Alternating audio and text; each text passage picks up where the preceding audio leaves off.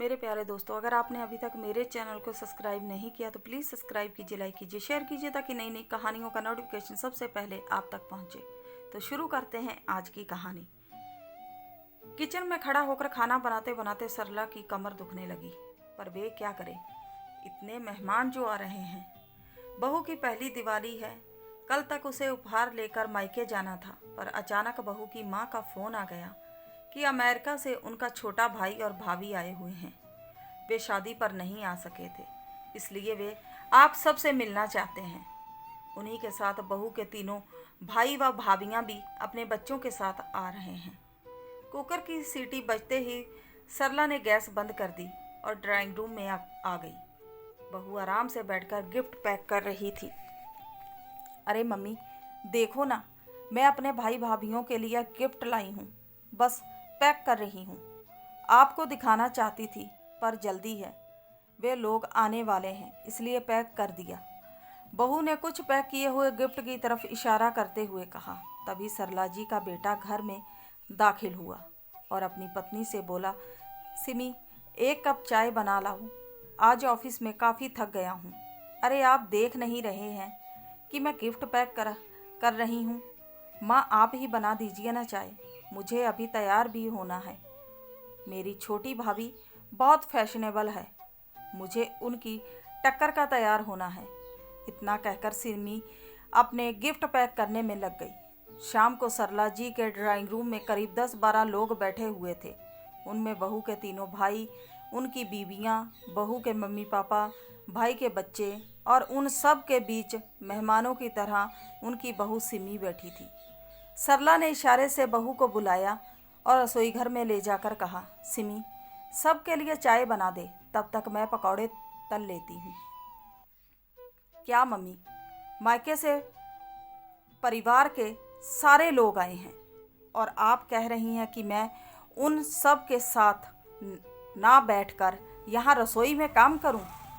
मैं तो कब से कह रही हूँ कि आप एक नौकर रख लो, पर आप हैं कि बस अब मुझसे कुछ मत करने को कहिए। मेरे घर वाले मुझसे मिलने आए हैं, अगर मैं यहाँ किचन में लगी रहूँगी तो उनके आने का क्या फ़ायदा। इतना कहकर सिमी किचन से बाहर निकल गई और सरला किचन में अकेली रह गई। उन्होंने शांत रहकर काम करना ही उचित समझा। सरला जी ने जैसे तैसे चाय और पकौड़े बनाकर बाहर रख दिए और वापस रसोई में खाना गर्म करने चली गई। बाहर से ठेकों की आवाज़ें जब जब उनके कानों में पड़ती, उनका मन जल जाता।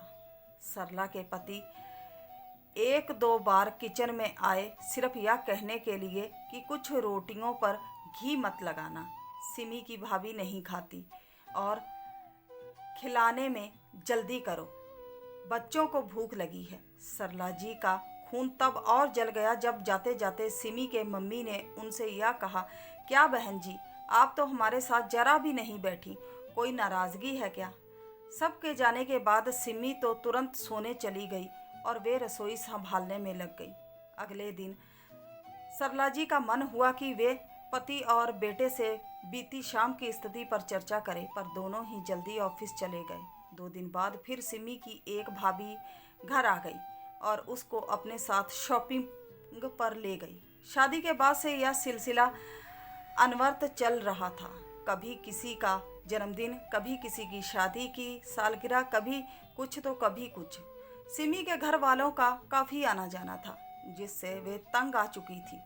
एक दिन मौका पाकर उन्होंने अपने पति से इस बारे में बात की, सुनो जी, सिमी ना तो अपने घर की जिम्मेदारी संभालती है और ना ही समीर का ख्याल रखती है। मैं चाहती हूँ कि उसका अपने मायके आना जाना कुछ कम हो। शादी को साल होने जा रहा है और बहू आज भी महीने में 7 दिन अपने मायके में रहती है और बाकी के दिन उसके घर का कोई ना कोई यहाँ आ जाता है। सारा दिन फ़ोन पर कभी अपनी मम्मी से, कभी भाभी, तो कभी किसी सहेली से बात करती रहती है। देखो सरला, तुमको ही शौक़ था कि तुम्हारी बहू भरे पूरे परिवार की हो, दिखने में ऐश्वर्या राय हो, तुमने खुद ही तो सिमी को पसंद किया था। कितनी लड़कियां नापसंद करने के बाद अब तुम घर के मामले में हम मर्दों को ना ही डालो तो अच्छा है। सरला जी सोचने लगी कि इनकी बात भी सही है। मैंने कम से कम 25 लड़कियों को देखने के बाद अपने बेटे के लिए सिमी को चुना था। तभी पति की बातों से सरला की तंद्र टूटी। वे कह रहे थे, सरला तुम कितने दिनों से कहीं बाहर नहीं गई। ऐसा करो तुम अपनी बहन के घर हो आओ, तुम्हारा मन अच्छा हो जाएगा। अपनी बहन से मिलकर अपना दिल हल्का करने की सोच से ही सरला खुश हो गई। अगले दिन ही वे तैयार होकर अपनी बहन से मिलने चली गई, जो पास में ही रहती थी। पर बहन के घर पर ताला लगा देखकर उनका मन बुझ गया। तभी बहन की एक पड़ोसिन ने उन्हें पहचान लिया और बोली, अरे आप सरला जी हैं ना, विभा जी की बहन। जी हाँ, आपको पता है विभा कहाँ गई है? विभा जी पास के बाजार तक गई हैं, आप आइए ना। नहीं नहीं, मैं यहीं बैठकर इंतज़ार कर लेती हूँ, सरला ने संकोच से कहा। अरे नहीं सरला जी, आप अंदर आकर इंतज़ार कर लीजिए, वे आती ही होगी।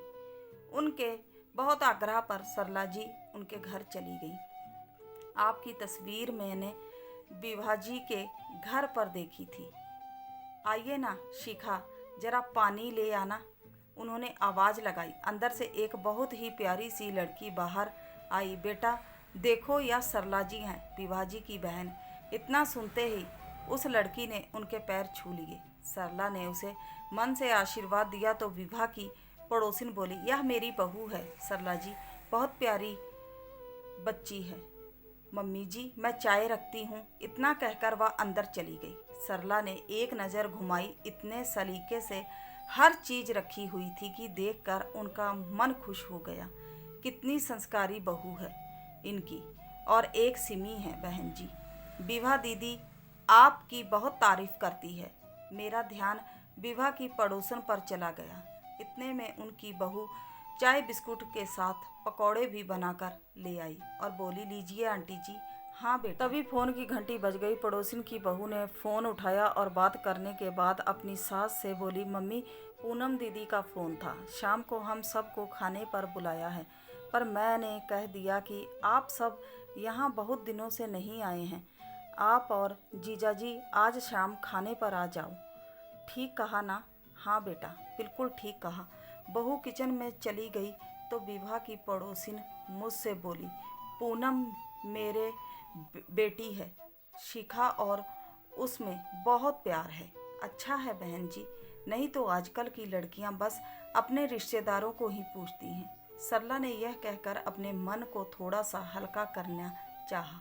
बिल्कुल ठीक कहा बहन जी, पर मेरी बहू अपने माता पिता की अकेली संतान है, एकदम सरल और समझदार। इसने यहाँ के ही रिश्तेदारों को अपना बना लिया है। अभी शादी को 5 महीने ही हुए हैं, पर पूरा घर संभाल लिया है। वे गर्व से बोली, बहुत अच्छा है बहन जी। सरला ने थोड़ा सहज होकर कहा।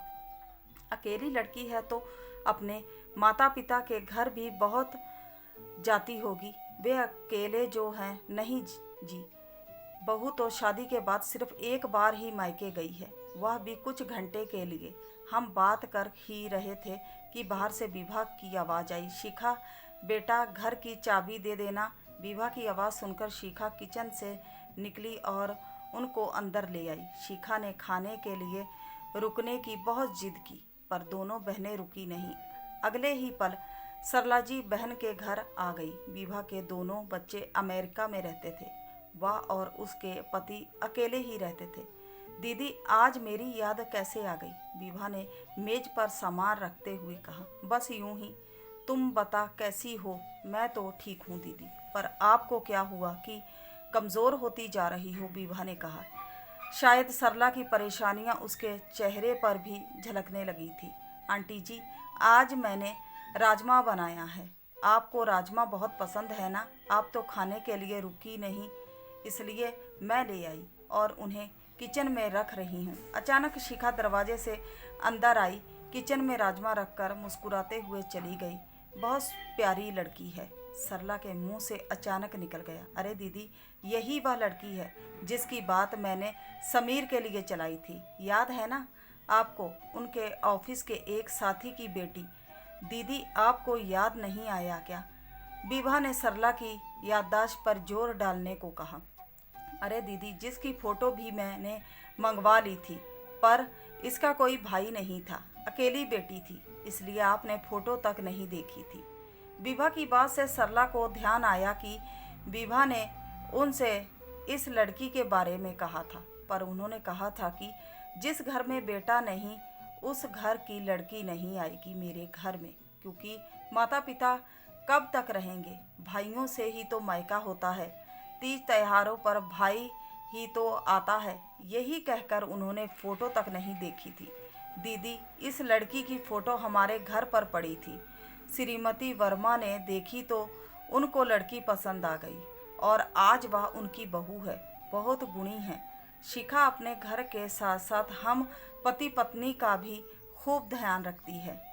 आओ चलो दीदी, हम खाना खा लेते हैं। राजमा के स्वाद में शिखा का एक और गुण झलक रहा था। घर वापस आते समय सरला जी को अपनी गलती का एहसास हो रहा था कि लड़की के गुणों को अनदेखा करके उन्होंने भाई ना होने के दकियानुसी विचारों को आधार बनाकर शिखा की फ़ोटो तक देखना पसंद नहीं किया। इस एक चूक की सज़ा अब उन्हें ताउम्र भुगतनी होगी। उम्मीद करते हैं आज की कहानी अच्छी लगी होगी। अच्छी लगी है तो प्लीज़ हमारे चैनल को लाइक और सब्सक्राइब कीजिए। मिलते हैं किसी नई कहानी के साथ, तब तक के लिए बाय।